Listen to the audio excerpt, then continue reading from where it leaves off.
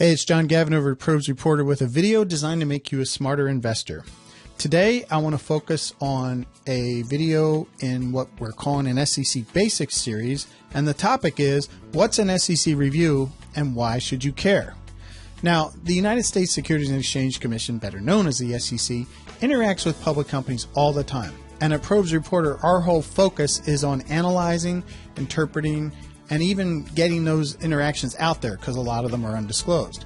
And what we've learned through the years is undisclosed SEC pressure can definitely cause your favorite company to start missing earnings or have other problems that make the stock go down. But we've also learned that even those SEC interactions that are disclosed, well, too often they're misinterpreted or even ignored by investors. And what's the end result? You lose money. So that's why, again, you have this series that I've prepared on SEC Basics. And let's start. What's an SEC review and why should you care? Well, to understand what an SEC review is, you first need to recognize that there's actually 5 divisions to the SEC. At Probes Reporter, we focus on 2 of them. We focus on the Division of Corporation Finance and we focus on enforcement. Enforcement does the investigations. I'll have separate videos on that because there's a lot in that area that you need to understand. But today, let's limit the focus to the Division of Corporation Finance. So we're focusing on them because they're the ones that do these things called reviews. And as a result of a review, the SEC can send this thing called a comment letter to a public company. Well, what's this all about? Well, an SEC review looks at a company's accounting. So when they look at a company's accounting, they're looking, is it in compliance with generally accepted accounting principles, also known as GAAP? Is it in compliance with SEC rules? But the SEC also looks primarily, a review primarily focuses on accounting and disclosures. So they'll also look at disclosures. So are the disclosures clear? Are the risk factors clearly understood? Is the company breaking out the numbers in ways that are clear for investors to understand? That's what a review does. So here's how the process works. The SEC looks at a company's filings. They look at accounting and disclosures. They can look broadly. They can ask a whole bunch of questions. They might be very narrow. They might have one specific question. About a decade ago, the SEC was concerned that companies were goosing their pension accounting. So they sent out a whole bunch of narrow, specific letters asking about pension accounting. And so it can be broad or narrow. And what happens is when the review's done, the SEC may send a comment letter to the company. The company will send back its replies. The company talks to its attorneys, they talk to their auditors, they talk to management, they all get together. They might even have calls or discussions with the SEC, and they write back their response to the SEC. The SEC either accepts the company's answers, or maybe they ask more questions. Now, multiple comment letters back and forth, that's actually common. That happens. It might take a few letters to get clarity, get issues resolved. At Probes Reporter, though, we've noted 2 things that are dangerous. Number 1, a review that's protracted. So a review that goes longer than 6 months or longer of comment letters back and forth, that's a red flag to us. It means the SEC was unhappy or unable to get satisfaction on some kind of issue or an array of issues.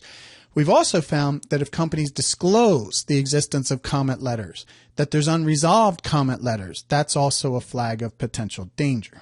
All right? Now, what's important to understand about an SEC review is it's not an investigation. An investigation is conducted by the Division of Enforcement. This is the Division of Corporation Finance. But it can lead to one. Because you can have staff at the Division of Corporation Finance detect what they think is fraud, maybe some kind of misbehavior, and they will make a referral then over to the Division of Enforcement. Every public company, because of Sarbanes-Oxley passed over a decade ago, every public company now gets reviewed at least once every 3 years. So you might hear it that, every company gets reviewed, it's no big deal. Well, be careful, because not all companies get comment letters. Everyone gets reviewed. The SEC only sends a comment letter when they think they need to. And one of the ways we know this is a report that the SEC published in February 2003.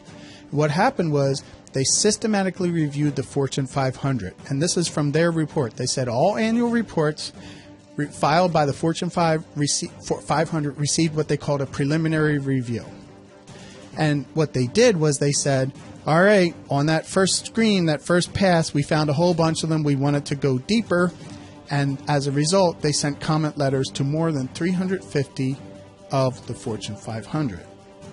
what you're seeing here is not everybody got a comment letter, even in the Fortune 500. So if you hear an analyst or someone else say everyone gets comment letters, it's no big deal, that's not true. Everyone gets reviewed, not everyone gets a comment letter.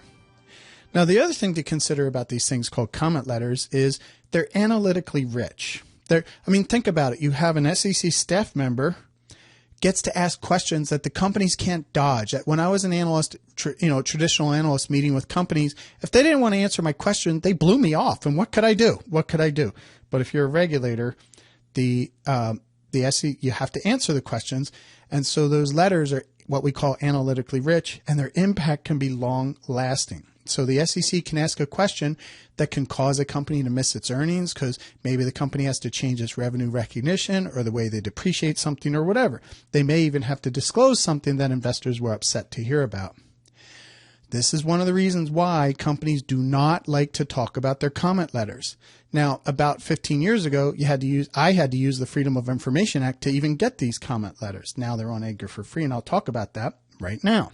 So at sec.gov, you can get comment letters for free. So think about that for a second. The SEC, who has this ability to compel answers that you as a private investor, even a professional investor, can't get the answers. It's about accounting and disclosure. They write it, the companies write their responses back, and these answers are posted at sec.gov for free. And why is that? That's because, again, 15 years ago, I used to have to use the Freedom of Information Act to get these letters because, again, companies didn't want to talk about them, and they don't like to talk about them today.